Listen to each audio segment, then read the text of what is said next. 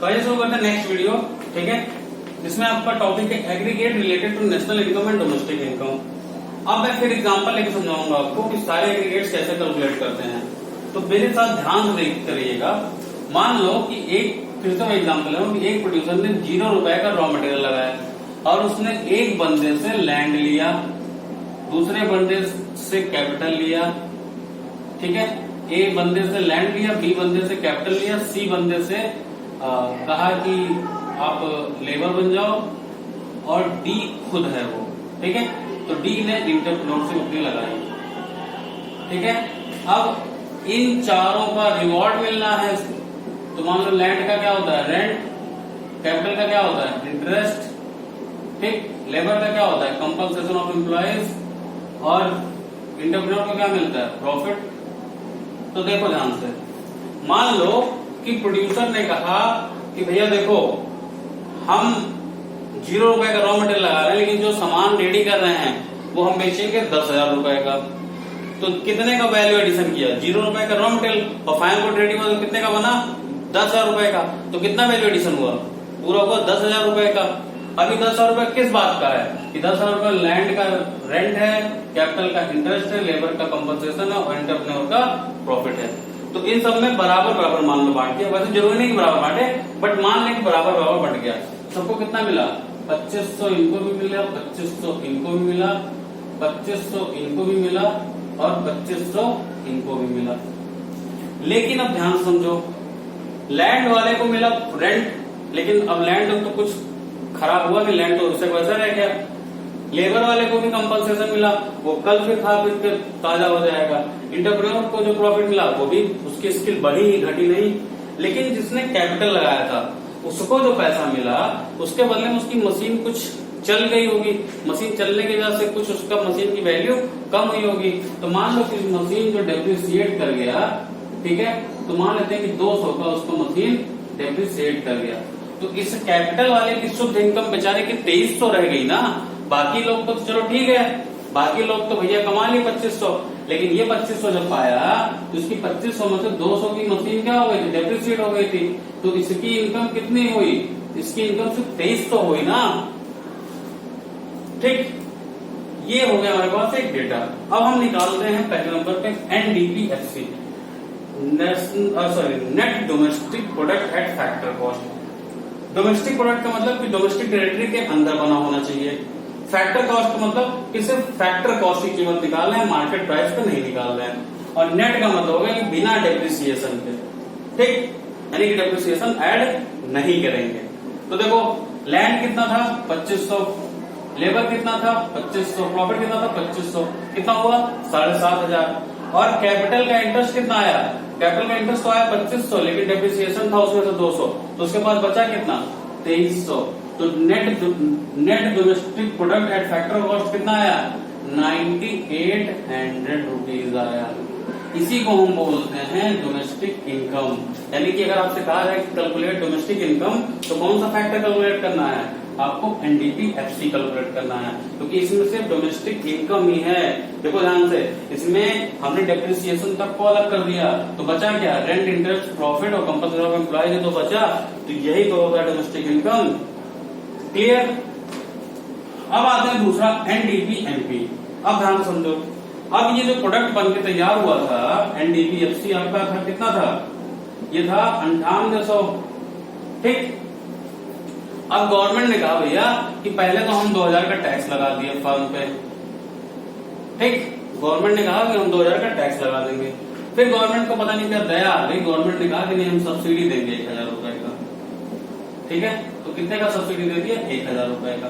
तो गवर्नमेंट ने कितना कुल इनडायरेक्ट टैक्स लगाया, शुद्ध कितना इनडायरेक्ट टैक्स लगा, 2000 का टैक्स लगा था, लेकिन 1000 सब्सिडी देकर माफ कर दिया।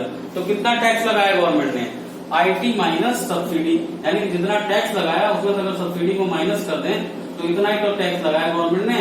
तो IT कितनी थी, 2000, सब्सिडी कितनी है, 1000। तो गवर्नमेंट ने कुल टैक्स कितना लगाया, 21,000 तो लगाया, ठीक। अब मान लो कि जब ये NDPMP क्या होता है, NDPMP का मतलब होता है net domestic product at market price.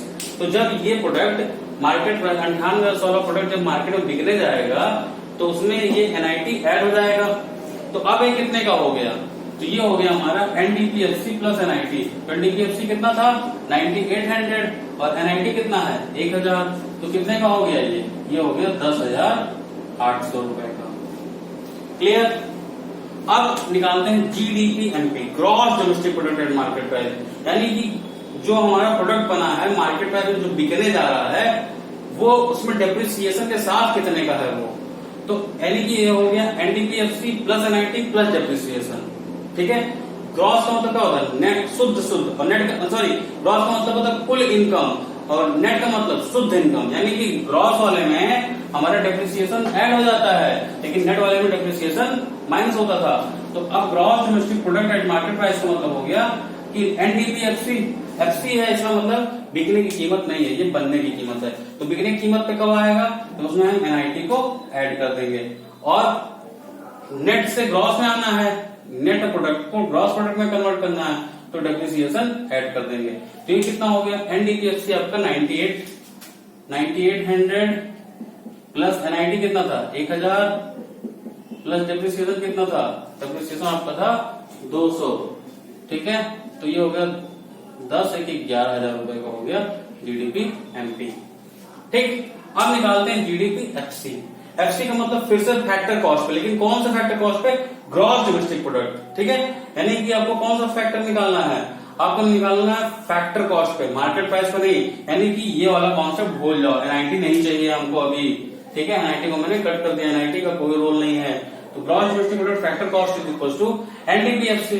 NDPFC कितना था आपका 9800 और ये एफसी से एफसी पे आ रहे तो मार्केट प्राइस का कोई लेना नहीं, ये भी फैक्टर कॉस्ट पर है, ये भी फैक्टर कॉस्ट पर है। बस करना क्या है कि ये नेट है ये ग्रॉस है। नेट मतलब होता है शुद्ध इनकम, ग्रॉस मतलब कुल इनकम। तो कुल इनकम में 200 आपका डेप्रिसिएशन मतलब ऐड हो जाएगा।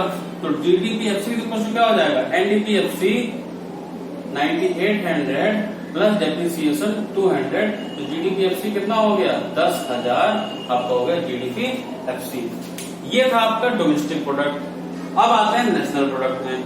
नेशनल प्रोडक्ट में थोड़ा सा रोल और बढ़ेगा, तो समझते हैं क्या रोल बढ़ेगा।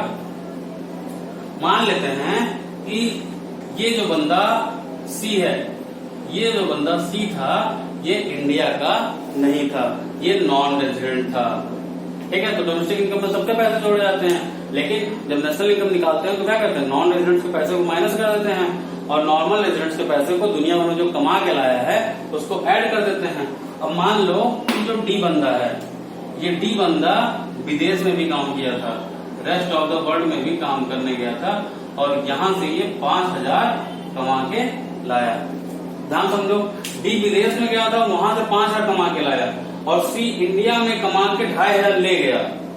समझना मेरी बात कि सी बंदा जो लेबर है वो पैसा लेकर इंडिया से बाहर गया, लेकिन डी बंदा विदेश से पैसा लेकर बाहर आया। यानी कि NFIFA अगर हम निकालें, net factor income from abroad निकाला जाए, ध्यान समझो, तो factor income from abroad, factor income from abroad मतलब कि विदेश से भारत में कितना पैसा आया, तो विदेश से भारत में कितना आया 5,000। ठीक है। Minus factor income to abroad, factor income to abroad का मतलब कि भारत से विदेश में कितना पैसा गया, तो भारत से विदेश में कितना गया 2,500। ठीक है। तो नेट भारत में कितना आया 2,500 आया। ठीक है। भारत में कितना शुद्ध आया 2,500। ठीक है। तो अब निकालते हैं जीएनपीएफसी। जीएनपीएफसी का क्या मतलब होता है ग्रॉस नेशनल प्रोडक्ट। ठीक है। एट फैक्टर कॉस्ट, तो फैक्टर कॉस्ट आते क्या आना चाहिए, एनआईटी का कोई रोल नहीं है। तो जीएनपीएफसी इक्वल टू एनडीपीएफसी, एनडीपीएफसी कितना था 9800 प्लस डेप्रिसिएशन, डेप्रिसिएशन को ऐड करना पड़ेगा क्योंकि ये नेट है और ये ग्रॉस है। तो नेट से ग्रॉस में आने के लिए क्या करते हैं डेप्रिसिएशन को ऐड करते हैं। तो 9800 प्लस डेप्रिसिएशन 200 प्लस क्या करना है, प्लस आपको NFIFA को ऐड करना होगा। तो NFIFA कितना है 2,500, तो ये 2,500 जब आप ऐड कर लोगे तो हो गया 9,800 प्लस 200 10,000 प्लस 2,500, तो हो गया 12,500। ठीक। नेक्स्ट समझते हैं GNPMP, यानी कि अब इसी प्रोडक्ट को मार्केट प्राइस पे कैलकुलेट करना है।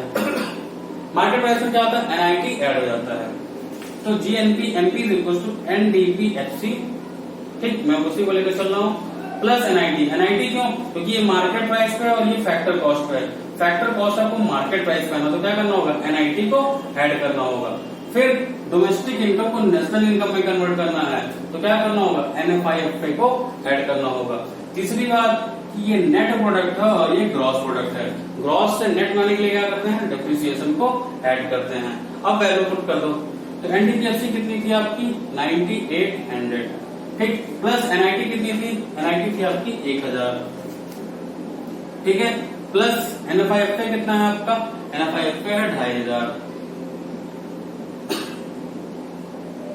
प्लस डेप्रिसिएशन, डेप्रिसिएशन कितना है 200, तो 98 प्लस 200 10,000 प्लस 11,000 प्लस 2,500, तो ये आ गया आपका 13,500 आपका आ गया जीएनपी एमपी। नेक्स्ट आपका NNPMP, net national product at market price. तो जैसे ही नेट आ जाए तुरंत आपके दिमाग में क्या आना चाहिए कि डेप्रिसिएशन नहीं लगेगा। जैसे ही एमपी आ जाए जैसे क्या होना चाहिए कि इसमें एनआईटी ऐड होनी है। तो अब एनडीपीएफसी एफसी से मार्केट प्राइस का आना है, तो इसमें क्या करेंगे, एनआईटी को ऐड कर देंगे, ठीक। डोमेस्टिक प्रोडक्ट को नेशनल प्रोडक्ट में कन्वर्ट कर रहे हो, तो एनएफआईएफए को भी क्या करना होगा, ऐड करना होगा।